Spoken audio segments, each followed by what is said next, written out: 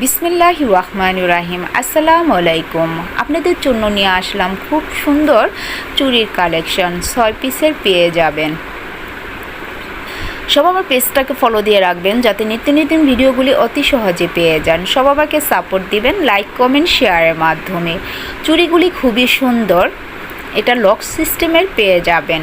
আমি একটু আপনাদের দেখিয়ে দিব লকটা কিভাবে আছে।